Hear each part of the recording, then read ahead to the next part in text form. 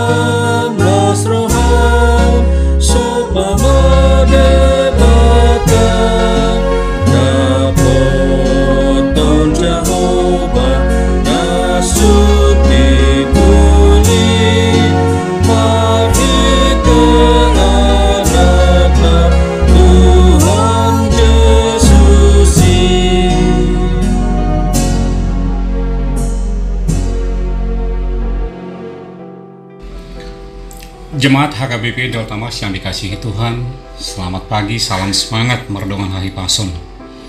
Hari ini kita berjumpa kembali dalam renungan harian yang menuntun kita menjalani aktivitas panjang hari ini. Sebelum membaca firman Tuhan, marilah kita berdoa. Bapa kami yang bertahta di kerajaan surga, di pagi ini kami datang ke hadirat-Mu untuk mengucap syukur atas segala kebaikan dan penyertaan-Mu. Hingga pagi ini kami dapat bangun dengan sukacita dan dalam keadaan sehat. Tuhan, kami mau mendengarkan firman-Mu.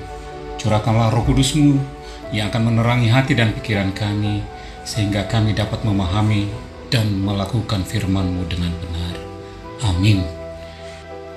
Firman Tuhan pada hari ini, Kamis tanggal 6 Maret 2025, diambil dari Mazmur 70 ayat 5. Nats renungan harian kita hari ini diambil dari Mazmur 70 ayat 5. Biarlah bergirang dan bersukacita karena Engkau, semua orang yang mencari Engkau. Biarlah mereka yang mencintai keselamatan daripadamu selalu berkata, Allah itu besar. Di bagasan bahasa Batak Dido, ikon maralopolop nian, jala marlas niroha di bagasan ho. Sude akan nama ngalalui ho, jala ikot tontong mak. Dohonon ni akan namang kaholongi hatuanomu. Timbul dode bata. Amin. Bapak, Ibu, dan Saudara terkasih di dalam Kristus Yesus, Mazmur pasal 70 ini adalah Mazmur doa dan permohonan yang dituliskan Raja Daud. Dalam konteks historis, Daud telah mengalami berbagai tantangan dan tekanan, sehingga Mazmur ini mencerminkan seruan mendalam minta pertolongan Tuhan. Di sini kita bisa melihat bagaimana kedekatan hubungan Daud dengan Allah, sehingga seorang Raja Daud sampai bermohon kepada Tuhan untuk diselamatkan dari musuh-musuhnya dengan mengungkapkan rasa keterdesakan dan keputusasaannya serta dalam situasi yang sulit.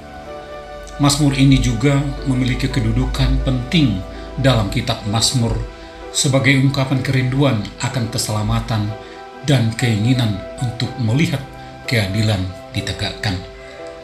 Bapak, Ibu, dan Saudara terkasih di dalam Kristus Yesus, mari lihat kembali Mazmur doa Raja Daud dalam nats hari ini yang mengatakan, biarlah bergirang dan bersukacita karena Engkau, semua orang yang mencari Engkau. Biarlah mereka yang mencintai keselamatan daripadamu selalu berkata, Allah itu besar. Di sini Raja Daud hendak menekankan bahwa Allah adalah sumber kegirangan dan sukacita serta keselamatan bagi setiap orang yang mencari Dia. Mari renungkan sejenak kata-kata di atas dan tanyakan diri kita masing-masing. Apakah benar Allah itu sumber kegirangan, sukacita, dan keselamatan bagi kita? Bapak, Ibu, dan Saudara terkasih di dalam Kristus Yesus, Pada minggu yang lalu, kita dihebohkan dengan berita mega korupsi dari salah satu anak perusahaan BUMN terbesar di negeri ini. Dari berita yang beredar di masyarakat bahwa bahan bakar yang dijual ke masyarakat tidak memenuhi standar dari yang seharusnya, sehingga mengakibatkan kerugian negara dalam tahun 2023 saja diperkirakan mencapai 193,7 triliun. Masyarakat pengguna bahan bakar tersebut tentunya tidak bisa menerima begitu saja berita tersebut karena merasa sudah dirugikan pemerintah. Apalagi kalau sampai telah merusak unit motornya atau kendaraannya karena mengkonsumsi bahan bakar di bawah standar. Bayangkan bagaimana masyarakat yang sudah membayar dengan harga lebih mahal, dengan semangat untuk mengurangi biaya subsidi negara, ternyata tidak mendapatkan sesuai dengan standar mutu yang sudah dibayarkan. Ini tentu menjadi situasi buruk yang sangat menjengkelkan hati dan pikiran kita. Lantas mau mengadu kemana? Mencoba melakukan upaya hukum class action. Itu bukanlah gratis, karena ada uang dan waktu yang harus kita keluarkan lagi, bukan? Kemudian pada awal bulan ini, kita disuguhkan dengan pemberitaan besar-besaran pemutusan hubungan kerja massal karyawan sebuah perusahaan tekstil terbesar di Jawa Tengah. Kita bisa melihat dengan jelas wajah-wajah raut kesedihan dan kedukaan dari karyawan-karyawati, bahkan para manajer dan direktur yang sudah bekerja puluhan tahun di sana, dan harus berakhir dengan cara seperti itu ketika sang pemilik perusahaan bersabda untuk memberhentikan seluruh operasi perusahaan. Saya hanya bisa terdiam dan bertanya dalam hati, kalau di Jawa Tengah saja sudah terjadi seperti ini, bagaimana dengan pabrik-pabrik di wilayah Cikarang tempat saya bermukim? Dan tidak hanya berhenti sampai di situ. Dalam 3 hari terakhir ini, sebagian wilayah Jakarta, Bekasi, Karawang, dan Tangerang telah dilanda banjir besar. Area permukiman yang berada di dataran rendah dan dekat dengan aliran sungai menjadi korban meluapnya sungai akibat intensitas curah hujan yang sangat tinggi. Di sisi lain, tidak sedikit warga yang menyiarkan situasi banjir tersebut secara live melalui sosial media.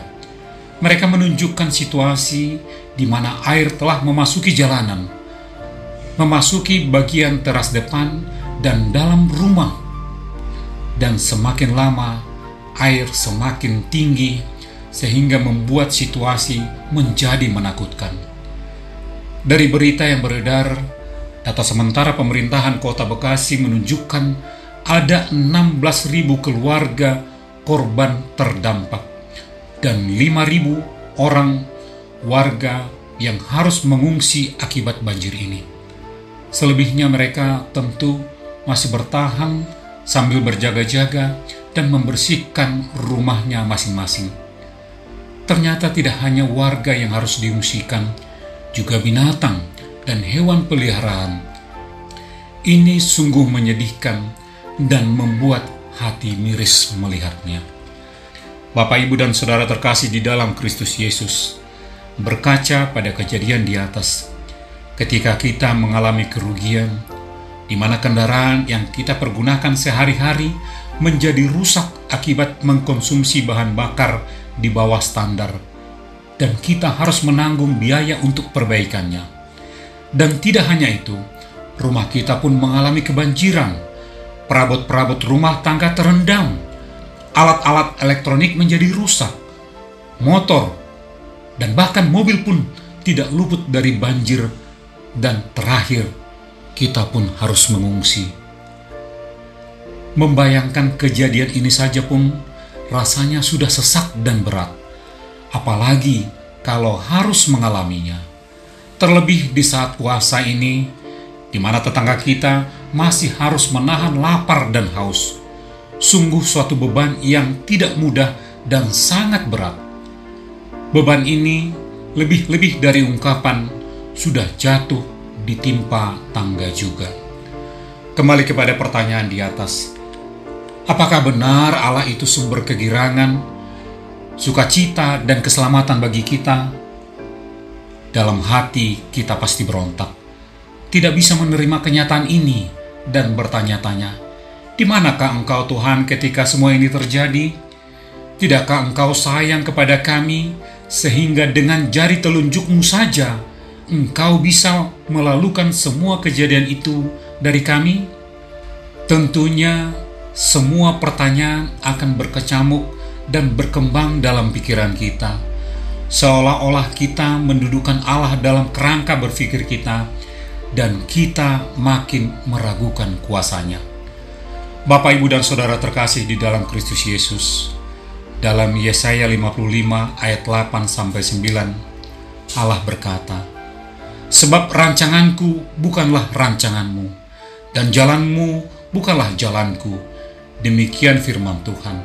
Seperti tingginya langit dari bumi, demikian tingginya jalanku dari jalanmu, dan rancanganku dari rancanganmu." Perkataan Allah ini akan mendudukan kita pada relasi Allah dengan manusia, di mana Dia yang halik, yang berkuasa, dan memiliki otoritas terhadap diri kita, dan kita menjadi umat ciptaannya. Kembali menjawab pertanyaan di atas, saya harus katakan adalah benar bahwa Allah itu sumber kegirangan, sukacita, dan keselamatan bagi kita, karena Dia adalah Allah yang besar. Dia Allah yang berkuasa atas segala sesuatu di dunia ini, termasuk diri kita sendiri. Tetapi sekalipun Allah berkuasa atas manusia, Dia memberikan kita kehendak bebas atau free will. Lantas bagaimana mendapatkan kegirangan, sukacita, dan keselamatan tersebut? Kita harus ingat bahwa pada prakteknya dalam mendapatkan ketiga tersebut, kita haruslah aktif dan bukan pasif. Artinya, kita dituntut untuk mencari kehendak Allah dalam hidup ini. Kita senantiasa harus dengar-dengaran akan firman Tuhan, sehingga kita bisa memahami dan mendengar suaranya.